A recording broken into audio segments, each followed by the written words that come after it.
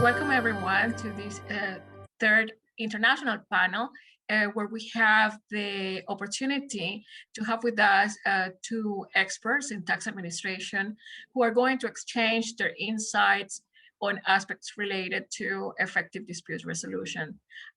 This panel is conducted within the framework of the cooperation between TADAT and CERT in the UAE to develop capacity in tax administration. The panel will be led by Mr. Abdelhamid Attala, and the guest speakers in this conversation will be speaking about this specific dimension of the framework of TADAT, and we will have the opportunity to exchange ideas with them and some questions about this specific dimension and the different linkages.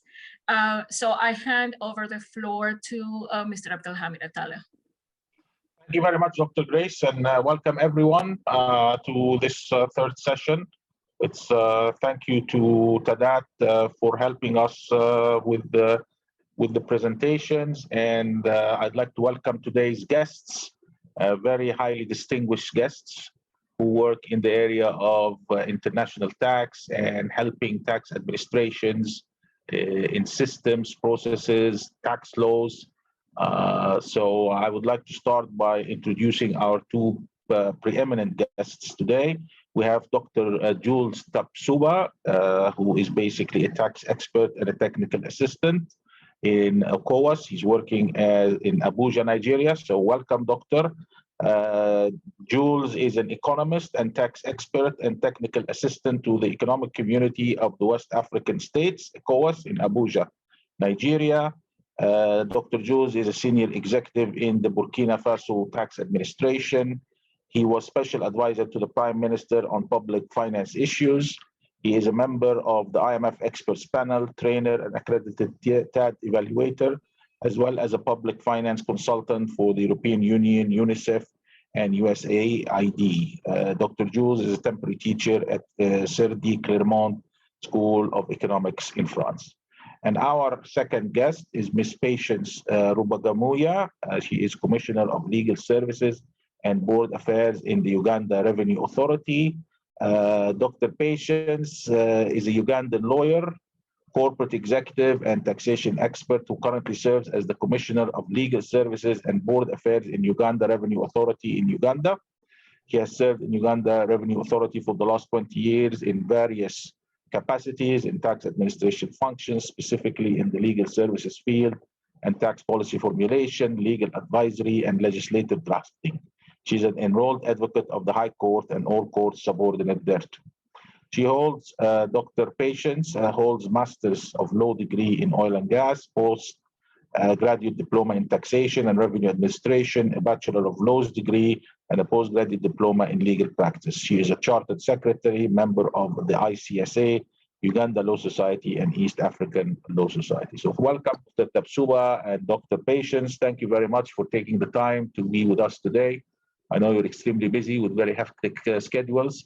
And it's always nice that we're, even though in different time zones, Dr. Tapsoba, you're in Abuja, Nigeria today. Dr. Patience, you're in Uganda. I'm in Cairo today. And our people from our attendees are in Dubai. And we also have people, I think, from the United States. So it's sort of an international timing zone that we're having today. But thank you very much. I think today's topic is basically how to have an efficient tax appeal system. Tax appeal system is important for any tax system because, as we know from our experience, that with the introduction of tax laws, there will always be tax differences, disputes, or disagreements between taxpayers and the tax administration. And all the laws have the mechanism to resolve these disputes. They vary from one country to another, but in general, there is always an appeal to administrative committees in the tax administration, and then maybe in the Ministry of Justice, like we have in the United Arab Emirates. And then taxpayers have the right to go to courts of law, which is generally in the UAE are 3 levels: the Court of First Instance, the Court of Appeals, and the Supreme Court. Just as a bit of background, the UAE introduced first federal tax laws in 2018. And before that, there was no really federal tax laws. And the only tax laws that were implemented were at state level on foreign banks and on branches of foreign oil companies. We've seen disputes. The process has worked so far efficiently. Generally, it takes about 4 to 6 months to go through the first level of dispute, which is the Tax Reconsideration Committee at the Federal Tax Authority, and then the Tax Dispute Resolution Committee at the Ministry of Justice. And then if it goes to the Court of Law, then the whole process takes 12 to 18 months, which is not bad compared to other countries where it can take several years, especially if it goes to the level of the Supreme Court. The system is still being improved. We have issues that the tax authority here in the UAE is working on. For example, making precedents and rulings public, improving the quality and the expertise of members of the tax dispute resolutions, providing training, and also with the enactment of income tax next year. I think that the scope of the current administrative committees and the courts of law will increase, which means that we need more people who are experienced in tax and who are highly trained in these areas. So I wanted to share with you, if you could share with us your experience dealing with other countries and what are the things that you believe are good practices that should be incorporated in any tax dispute resolution. It doesn't have to be the UAE in general, but in any country which is newly incorporating new tax laws. This is quite an interesting or unique experience that the UAE is still incorporating new tax laws. What do you see are the areas based on your experience that you advise to incorporate here in the UAE? And in general, your expertise in tax dispute resolutions processes, and how do we sort of minimize tax disputes between taxpayers and the tax authorities? So I'll leave it to you, Dr. Jules and Dr. Patience, to deal with that. I don't know who would like to go first, Dr. Jules or Dr. Patience. The floor is to you both. Thank you very much. Thank you so much, Doctor, for that very good introduction. I think if you don't mind, I can go first. Dr. Jules, if you don't mind. Okay. So first of all, thank you so much to the TADAT Secretariat for giving me the opportunity.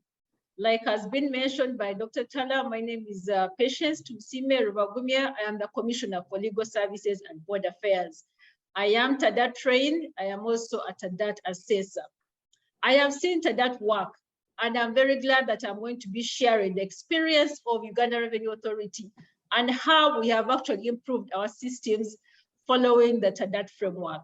So Doctor, if you will allow, I just have a few slides that I will walk through, and then I will be able to have or take more questions following from there. But I promise it will not be a very long one. Thank you so much. So let me just share, okay. So Doctor, like you've rightly said, dispute resolution is very key. For any framework, for any tax administration to be able to succeed is that you must have a very sound dispute resolution mechanism. And this is the reason why all the tax laws really all over the world do have provisions on how to handle disputes, because it is one of those fundamentals of a dispute resolution that yes, tax authorities will have one position, but many times the taxpayers will also have a different position. So then the question is, how are those disputes resolved? So I'll just take you through the experience of a Uganda Revenue Authority. Then we'll be able to learn a few lessons here and there. We still have a long way to go, definitely, but it is a process that we are on in trying to improve. I'll just take you through what we have administratively, because if you recall, under Performance Outcome Area 7, it looks at the internal processes. It also looks at the external processes for review, and then ultimately, how do you handle the dispute outcomes? So my presentation as well is structured along those lines. I will take you through what we have as the external body, which in Uganda is called the Tax Appeals Tribunal. And then I'll also just walk through quickly some of the achievements that we have had, and of course, some of the challenges. But then also finally, what are some of the linkages and dispute resolution in terms of the entire TADAT framework as we try to move on and improve. So internally, and what is very key here, and I'm glad that even in the UAE, this is something that you have worked on, is that there has to be an internal process or a team that is looking at the objections that come through. So within the URA, we do have a unit that is specific or has been tasked to handle objections. So within the law, that is what is called, if you look on the slides, the law that we use is called the Tax Procedures Code. This Tax Procedures Code, I believe, is also one of the areas that would be good for the UAE to benchmark on because it has a history. What we did under that law was to bring together all the processes. And I'm glad you said you're going to introduce income tax. You currently have VAT and excise duty, but you're also going to introduce income tax. So under this law, what we have done is that put together all the procedures that relate to the different laws. So that procedures code will have all the dispute resolution mechanisms that would apply uniformly to VAT, to income tax, and the excise duty. Previously, these provisions for dispute resolution were in different laws.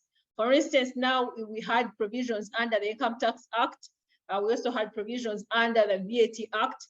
And many times they were conflicting. There was a bit of confusion that would come through. You'd have different days that were specified, for instance.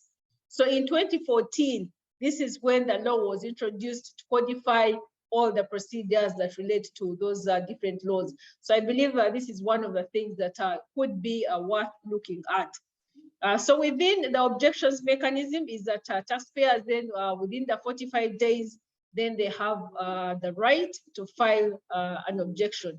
And these objections are filed online. And we have a central team which is supposed to look at these objections. The team has been given standardized procedures. They know what the rights are, but ideally their main work is to simply look at these objections. This team currently reports to the commissioner who is in charge of domestic taxes. So moving on, the application, yes, taxpayers do have a right to apply for extension if they have reasonable grounds as to why they cannot file within the timelines. Now, most importantly as well, under the law, under the Tax Procedures Code Act, is that the authority has only 90 days to be able to respond to any objection that is filed. So these timelines, I know this is one of the areas which is really not good practice. So the 90 days, yes, it's quite long, but it is because we were coming from a background where we were having a lot of elections. Elections in the sense that if a tax administration does not respond, then it is taken that the taxpayer or the tax authority has agreed with the position that the taxpayer has given. So this is really the background to the 90 days. However, what we learned from this is that this process has now been automated. So we no longer have, or we have very few instances where we fail to make an objection within the 90 days. So automation of the whole process is very key because you're able to track the time that is taken, which is recommended even under TADAT. You're able to know how long you've taken with an objection, and then ultimately being able to take the decision that the tax authority should make. Following that, in the second stage of the process is that once a taxpayer is still dissatisfied with the decision of the tax authority, they do have a right to apply to the Tax Appeals Tribunal. This is a specialized body that was introduced, that whose mandate is supposed to simply be to look at cases where taxpayers are dissatisfied with the decision that the Uganda Revenue Authority has taken. This is anchored within the laws all the way to our constitution of 1995, and there's a specific act, the Tax Appeals Tribunal Act, that specifies the procedures and how that court should operate. So all these still are in terms of the learning lessons that we are operating a framework where even the external specialized body that has been created to handle disputes from the tax body is also governed by provisions which are covered in that act. So moving on, and this is what I was saying, that yes, so what the Tax Appeals Tribunal has done now, because of the increased number of cases, is that they have now branched out, and this is where you see a point number 3, where they have opened regional offices. This is against the background that the cases have increased, and I'm glad, Dr. Taylor, you mentioned this, that once you have income tax, then the disputes are definitely going to increase. So the question that should be, what you should be thinking about now is whether the current system that you have is indeed going to be able to handle these cases expeditiously. So in our case, because the cases have increased, is that this tax appeals tribunal has now opened branches, or they have offices now in the outer centers of Kampala. So they are able now to handle cases arising from the different areas to be able to make sure that we do not have a case backlog. So moving on quickly, this slide just shows you the taxes which are applicable, and I'm sure this cuts across throughout. It looks at the tax laws in terms of the domestic laws, which are clearly spelled out, and then of course the customs laws. We are within the East African community, so we operate, or we have one law that governs the international trade taxes. So all these laws do recognize the presence or the need to have a tax appeals tribunal. So even the framework that is setting up the mandate of the tribunal is anchored within the laws that we do operate or work with. So moving on in terms of the dispute resolution. The tax appeals tribunal, yes, they do take the role of an arbiter in the dispute resolution. And in arriving, the Act has set up powers, or it has specified what the tribunal can do. They can set aside the entire assessment, or they can review it, or they can even send back cases for reconsideration. We have had cases where the tax appeals tribunal does request the tax authority and the party to sit down and go through these cases and then probably be able to return. Also important to note is that this tribunal is headed by a person who should be at the level of a judge, of a high court judge. And this is very key because it then brings in at the level within which you're sure that the panel or the people who are looking at these tax cases indeed have that authority to be able to handle these cases expeditiously. And this is also related to the confidence within which taxpayers will have in that system. So in moving on, yes, this is what I'm saying, the whole process of appeals is that yes, a party who is aggrieved under this tax decision then has a right of appeal. So these are the stages that we have now, is that you start from the administratively, we have a committee, and then you move to a tax appeals tribunal. Now again, under the appeal processes within the laws, it is very clear that still once you are dissatisfied with the decision of the tax appeals tribunal, you can then apply, or you can appeal to the High Court on matters of law. That as well is very key. It is specified in the laws that we do operate, which I talked about. So what has been the impact of this specialized body? It is very important, and here this is where the independence is very key. Is that yes, there are challenges of, it has resolved challenges of bias, impartiality, and it has created a process where taxpayers are able to access these services. The challenge that we had with the tax appeals tribunal is that it reports to our Ministry of Finance. So when the tribunal was set up, there was a question about their independence or fairness. It was largely seen that since they report to government, then they will definitely side with the Uganda Revenue Authority. But with time and with a lot of proactiveness and being able to explain the independence of this tribunal, we then saw the increase in the number of cases that were being filed by the taxpayers to the tax appeals tribunal. The tribunal as well is made up of people who have knowledge in very key areas, that is accounting, in law and taxation. So even when the members are being appointed, these are the specific areas that the minister looks out for in looking out for people to appoint for these positions. And then lastly, is that the process is simplified. There are no filing fees. So then that makes it very easy or accessible. And if you recall, under TADAT, accessibility is very key. So under this tax appeals tribunal, anybody can file without the requirement for filing fees. So moving on quickly as well, one of the things now, this is what we have in the laws, is that for an application to be before the Tax Appeals Tribunal, there is a requirement in the law that they must pay 30% of the tax that is in dispute, or a portion of the tax that is not disputed. This is against the background that, yes, you might have a case, but let government first have some revenue as the discussion or the dispute is ongoing. And here what is key as well is that once the tax authority does lose that case, then the money must be refunded with interest. So that is general confidence that we have told taxpayers that, yes, even if government has the money, but it can't be refunded with interest. And then the law is also very clear on the processes for appeal. So a tax appeals tribunal is just one of the processes, but there is that right to appeal further once you're not satisfied, from the High Court and to the Court of Appeal and to the Supreme Court. We have also had an increase in the members of the tribunal. There were 4, but effective July, the members are now 8. So this is against the background that they need to be supported to resolve tax disputes, because one of the reasons that led to the creation of this tribunal was to reduce the backlog.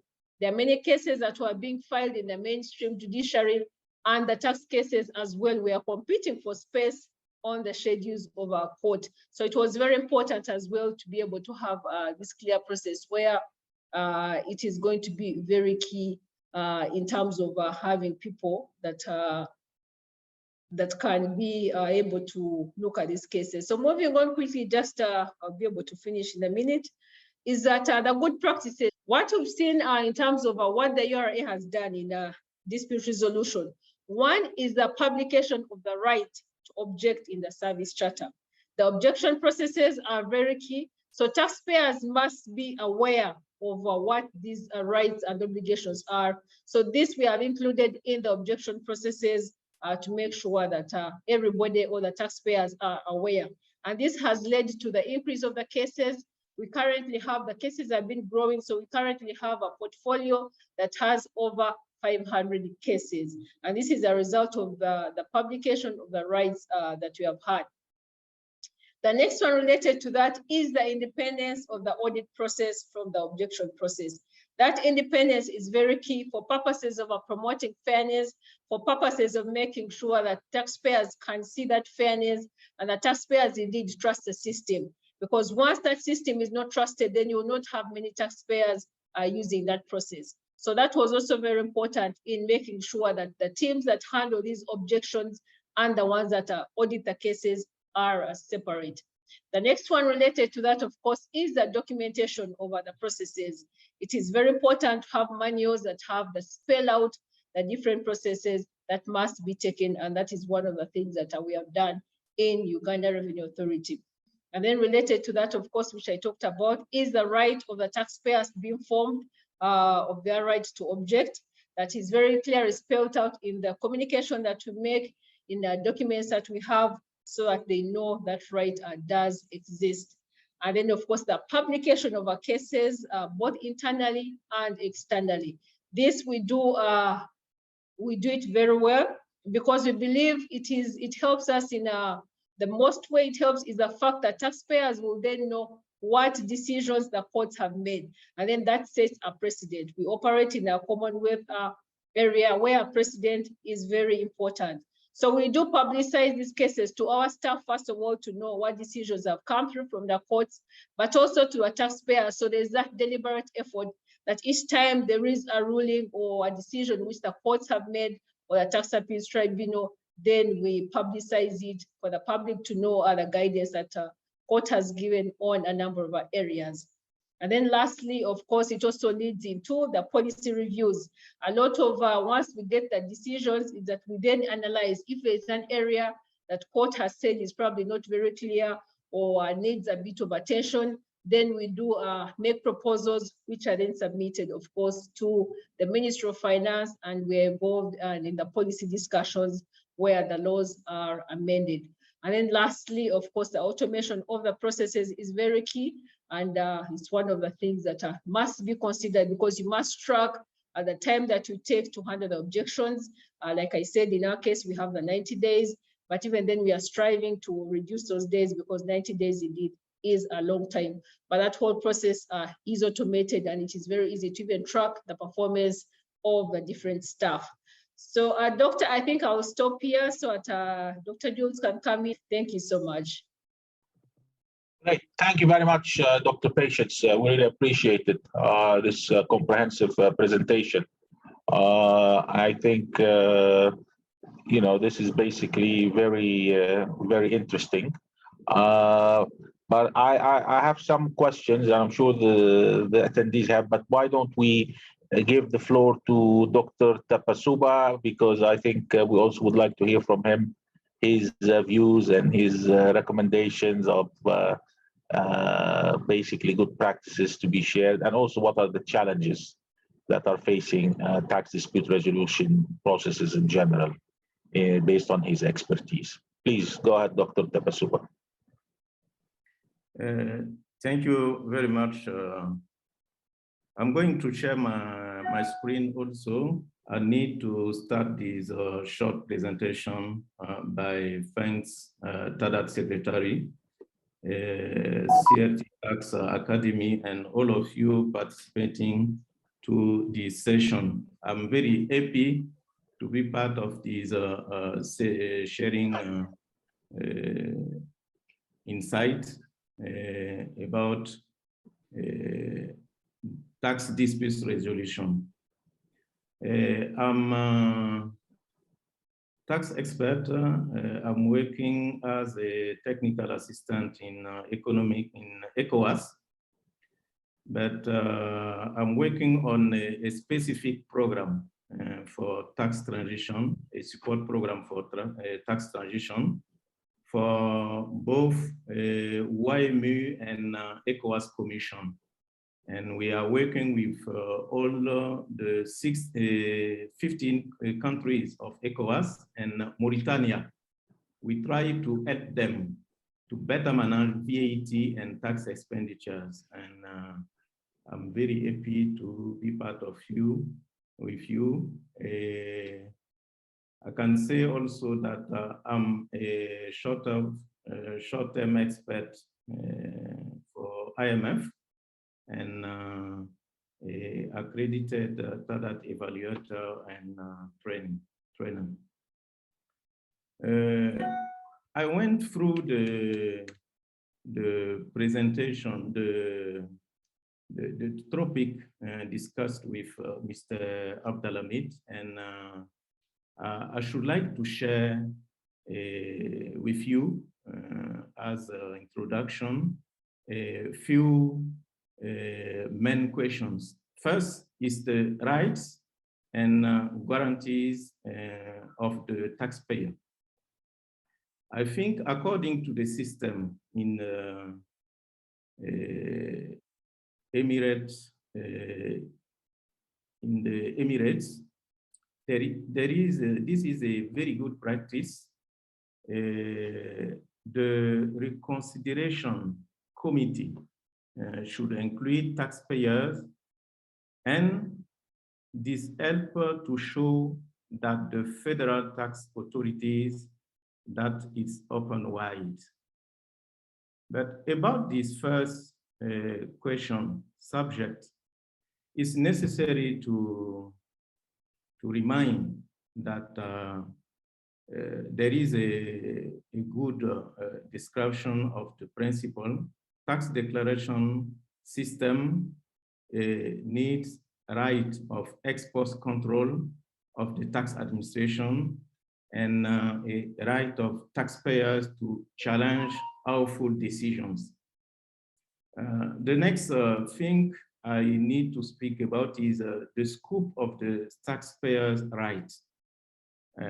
We know that tax procedures must be widely shared with taxpayers, and these tax procedures must be very precise to be well understood by taxpayers. According to the competent structures, We are speaking about federal tax authorities, but we need to get at the different level, independent higher authorities who are going to manage tax dispute. According to the system of tax dispute resolution, we can share few experience about Nigeria and the West African countries. For Nigerian experience, this is the internal dispute resolution mechanism of the tax administration, especially for tax countries, is the same structures, but most challenges to the tax authority decision concerns VAT and income tax now for all these countries, particularly for Burkina Faso, where I worked more than 24 years. I can say that we can notice directories. It's a kind of committee at the Ministry of Finance who is in charge of managing tax dispute resolution regime. The second point is about independent and effective decision-making levels. This procedure is in line with the essence of the threshold on issue that can be legislated and concluded to avoid an overloaded situation that can be lead to a delay in justice. In West Africa countries, the amount is more than 60,000 US dollars. However, the possibility of appealing a revenue case to the highest courts in the country should be provided for and not left to the commission level. The third topic can be the progressive recourse. And the Emirate system is, according to me, a very good practice. This is also the situation in Nigeria, for example, and in the most French-speaking countries. The Supreme Court of in these highest courts is the country, and the lawyers, as promised, are good. In Canada, there is a tax tribunal, so this option could be considered. The aim is to speed up decisions on tax matters. The next topic can be the more precise and widely published tax laws. The system in Emirate system, there should be a lot of reform to be done. Tax jurisprudence is good to be reformed, but in place alternative reform to speed up the system. This is my point of view. Because according to the answer provided in point 1, above the lack of publication of procedures and ground for appeal is contrary to good practice. It has the potential to undermine fiscal legitimacy. It is therefore essential that the foundation of these formative stage are built or signed principle aligned with global good practice, which corresponds to the reality of the jurisdiction. I think the principle should be disclosed. Taxpayer needs to know the April procedures. In Nigeria, the procedures are clearly stated in the Federal Island Revenue Service. They can also be set out in the service charters. Yeah, I think Dr. Tapsoba is basically frozen. So I think that we can take this opportunity to let the audience ask some questions. I think that there have been a very important experiences from the two countries that have been here. Abdelhamid.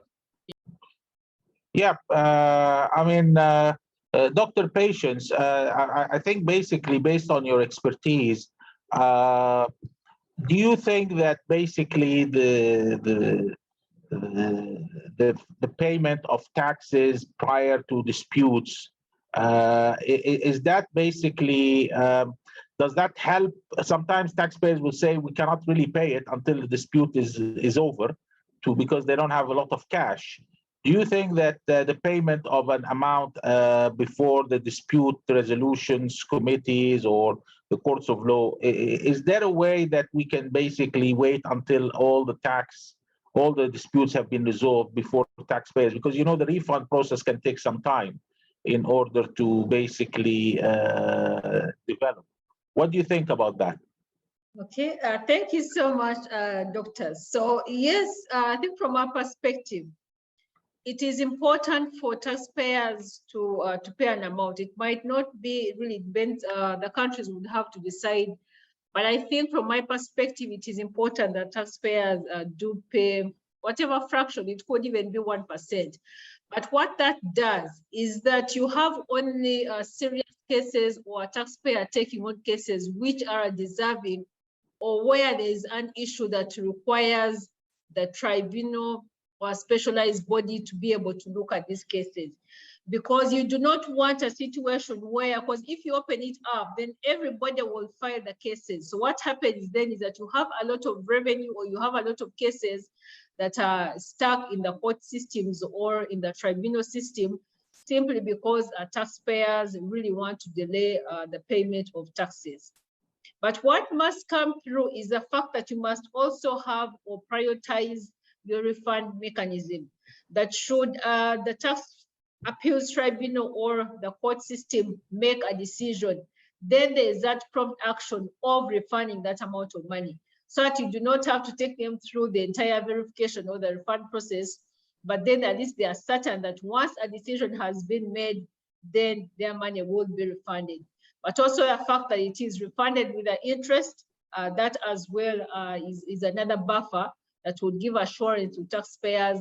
But I think the ultimate point is the fact that you do not have everybody really rushing, because taxpayers can also abuse this process. Once you open it up, then you'll have everybody rushing to file their cases in the tribunal, and then you'll actually be stuck, especially where there's a backlog, and then you'll not be able to pay the amount. So I think from my experience, and also what we've seen in the other jurisdictions really, is that you use the principle of, okay, yes, first pay and then argue, and then depending on what comes out of court, then that is a process also that can be handled. But I think it does have some value in making sure that only deserving cases or people that indeed feel there is a serious challenge that requires expertise of a third party to look at, and then be able to take a decision and then make a pronouncement that is legally binding. So from my experience, Doctor, that is what I can say for now. Right. Any questions, attendees? Azim, Nadeem, Girish? Yeah, thank you, Dr. Patience, for presenting the best practices in Uganda. Just wanted to check, what about the publication of cases with the TAT goes through. Is that also being published, or is it only the court's judgments are published? Okay. Thank you so much, sir. That is a very good question. So from our area is that all the decisions, even the ones which are made by the Tax Appeals Tribunal, are published. So even then, the records, all the cases which are resolved, they are public records. So anybody can even walk to the offices of the tribunal and be able to ask for a particular ruling, and then that is availed. So in our case, is that all cases, whether handled by the tribunal or by the courts, they are all published, and taxpayers and the public is free to look through at these. Because we have seen value, and I think this is one of the things that probably, I'm not sure why the UAE is not taking on that process, but it does for us. I think it's two things. One is to make sure that everybody is on the same page, because you'll have repetitive actions or disputes coming through. Now you'll have somebody challenging maybe VAT on the imported services. So once they do not know what the courts have ruled, and then you'll have another application coming through more or less on the same facts. And this is also what we had, and we had to change that process actually, because before it was not like that. We were never publishing these. But we realized that once we started, then people get to know the guidance that courts have given. And then even mainly to even our internal staff, but even to the taxpayers, then you don't have the same disputes being filed by the taxpayers on the same issue or the same, more or less the same set of facts. So it gives you that certainty in terms of a compliance of the taxpayers, but also in making sure that it also checks the tax administration, because then you know that the public already knows what decision the courts have given. So a tax authority, you will not take any contrary action or give a position that is contrary to what the courts have given, because already the public has access to this information. So it has those advantages, and we have seen that it helps in the entire process in making it fair and more transparent, because then you have these are decisions which are taken by third parties, so they can trust the system and know that yes, if decisions or if cases also can be lost by the tax authority, then indeed there's fairness and there's transparency in the whole process. So that is a perspective, and I think this is what a good practice, or something that should be considered by the UAE in terms of publicizing these authorities and the decisions for purposes of that certainty, but also to encourage taxpayers for them to also feel that they can actually get a fair hearing and be able to present their case. That also helps up in having an effective dispute resolution process. Thank you so much. Thank you. I just want to highlight this point of not publication. It's because the administrative committees, the administration is still new.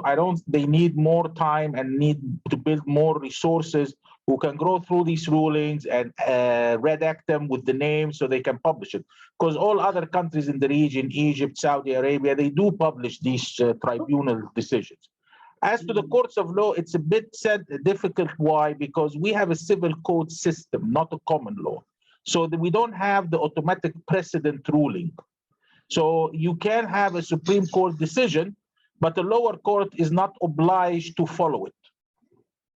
Okay, unlike the common law system where if you have the Supreme Court ruling, then the lower courts automatically have to follow it.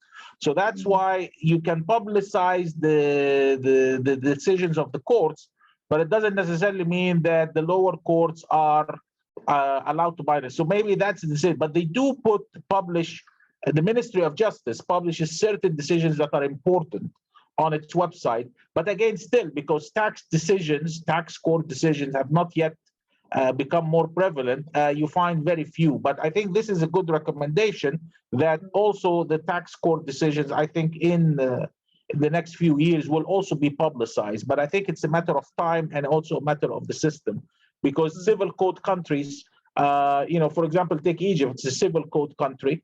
Yes, higher courts, lower courts are required to respect the decisions of the higher courts, but they are not required to follow it automatically. And that's why you don't find these decisions are publicized. They are published in a way by publication systems like, what we call the Lexis and all these international.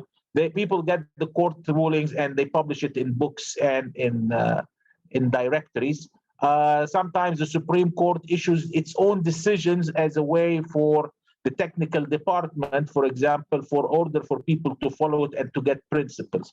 So that's why, but I think down the road, this is one of the things that of good practice that I think the FTA, because Saudi Arabia, Oman, all the countries surrounding us do it, but they've had cases, tax cases for a very long time in order to do. Dr. Tapsoba, about the payment of taxes before people go to appeals. Do you think that that's is a good practice, or people really shouldn't pay any tax until is resolved, the matter? Because I mean, businesses don't have a lot of cash. What do you think, your opinion on that matter? Yes. I'm sorry. Get your view on that. Your view on whether taxpayers should be required to pay a tax down payment while the tax dispute is taking place in the courts of law or in the tribunals, or is it better to wait until the whole thing is resolved and then they pay the taxes that have been finally agreed upon? Because companies, businesses don't have a lot of cash. They prefer to keep the cash rather than paying it and then wait for a refund if the ruling is in their favor. What do you think,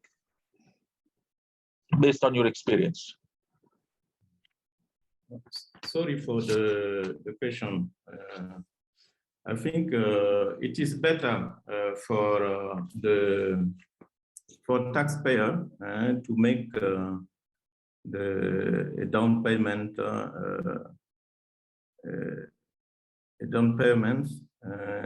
to win for count verdict. Yes.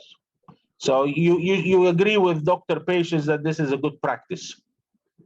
It's a good practice, I think. Very good. Okay, that's good to know. Girish, you had a question to ask, I think? Not really, Amit. It was just a comment that I think as far as the UAE system is concerned,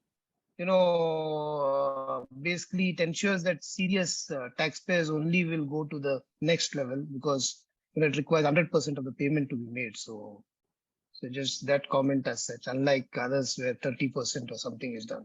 Yes. Okay.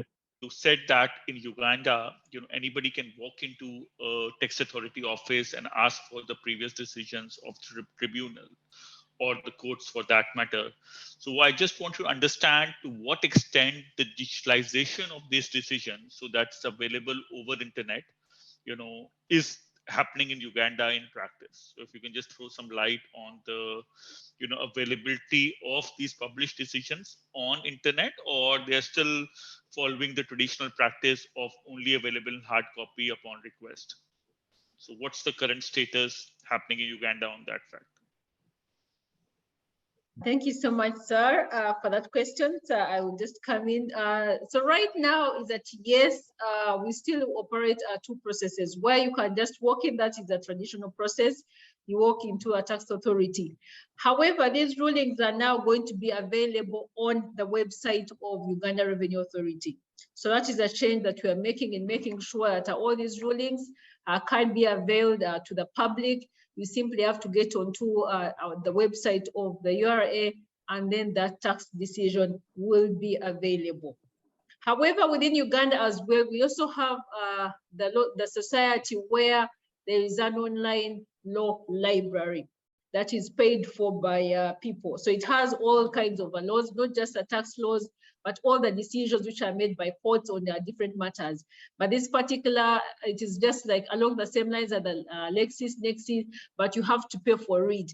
But at least those rulings are available, and people who pay subscriptions to those particular websites indeed can access that information. But also what we are doing going forward is making sure that these rulings are available online, because like you said, really the manual processes are no longer that effective. So if people have to walk all the way, you cannot come from the UAE and you want to ask for the decision. So we want to make sure that at least they are available on the website where they can easily be accessed by the public and anybody who could be interested in the same. Thank you so much, sir, for the question. Okay. Thank you, Dr. Patience, for the reply. Thank you so much.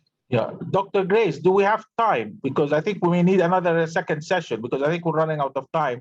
So we can hear from Dr. Tapsoba. I mean, how are we on time? I think we're running short, Dr. Grace. Yeah, I mean, I think that we could take 5 more minutes. But I think we need 3-4 hours with the knowledge and the expertise of Dr. Patience and Dr. Jules. I think 1 hour is not it's not sufficient. Yeah, sorry about that. No, it's we're learning a lot from both of you. I mean, it's very interesting to see how other countries deal with these issues and the experience. That's the important thing about the TADAT format, sharing experience and best practices. But folks, any questions to Dr. Jules? Especially, you know, I dealt with Nigeria a lot and I dealt with West Africa in my previous employment. Nigeria and Uganda are both setting really, how shall I say, very important milestones in tax practice, especially in areas relating to international companies and best practices. But any questions for Dr. Jules? Yeah, maybe I can pick it up. This is Rajiv. Rajiv. So we heard how the tax decisions are being published and shared. So let's say I'll take an assumption. I have got the tax decision and I found that organization was not acting in the right spirit as per the decision. And we want to do a rectification by doing a voluntary, or you can say rectified return. So what are the provision? What is the timeline which is there within that rectification can be done? That's point number one. And is there any kind of a penalties or penal action for taking an action based on maybe a lower court or a higher court decision? Yeah, in essence, basically, what is the process for a voluntary or an amended return? If I discover I made a mistake, I want to amend it, I want to disclose it to the tax administration. How long does it take for us? And would there be any penalties? I mean, I'm not talking civil penalties, but would there be criminal penalties? Because I made a mistake, I missed something on the VAT. What would be the approach in your experience, Dr. Jules and Dr. Patience? Yeah, I'll just add up here, one thing, Mr. Abdul Ahmed. I'm referring to the change or change in the amendment or voluntary based on the judgment which the court has come up or tribunal has come up. In what way? Since the data is available publicly, yes. So if I see the stance which an organization has taken is not in line with how the judgment has come in, right? And now I want to amend based on the judgment which is received. Yeah, effectively an amended return, whether it's the change of law, you made a mistake, or the courts of rule have ruled, and this is not it's contrary to the positions that you have taken. Yes. Correct. Correct. Thank you for your question. I think I can take opportunity to share about a few practice about time for the returns. I noticed that in UAE system, there is about dispute resolution, a proposed time which is very long, and the good practice and the better practice that's 1 month. But in Nigeria system, where the tax authorities refuse to amend the tax assessment, the taxpayers may send a notice of appeal within 30 days of received notice of refusal to amend the assessment. I think in the French countries, there is the same time in average. Really about the time for dispute, I think there is a fundamental problem. it is the tax procedures who must mention all the details useful to explain the procedures to taxpayers. If it is okay, I think UAE can be able for VAT or income tax to be aware from all the problems who can be faced by the taxpayers. If I had an important advice to give about particularly these the new challenge to implement corporate tax, I think I can propose two things. First, clearly define the recovery procedures in order to place the burden of proof on the parties. And second, properly drafting an adjustment notice for the taxpayers. I think in my last job in tax offices, we used to do that. And I think it can be good to better manage a short time for every tax and a better way to publish all the procedures. Yes. That's what I can tell. Yeah. Now, just to clarify, in the UAE, you have 40 days to appeal. But the process of appealing and then rendering a decision, they also have 40 days to pass a decision, the reconsideration committees and the tax dispute. So the total process, we're talking from appeal until the whole matter from tax reconsideration and the tax dispute resolution takes about 4 months, because you have 40 days to appeal, they have 40 days to respond. So in essence, I think maybe it's not that you have 4 months to appeal. No, you have 40 days to appeal, then they review it within 40 days. And then if you don't like it, you can go to the Tax Dispute Resolution Committee at the Ministry of Justice. In total, that takes about 4 months from A to Z. So the whole process. So that's that. But I think you're right. I agree that having tax assessments or adjustments that are clearly drafted is very important, because that helps to reduce disputes with the taxpayers.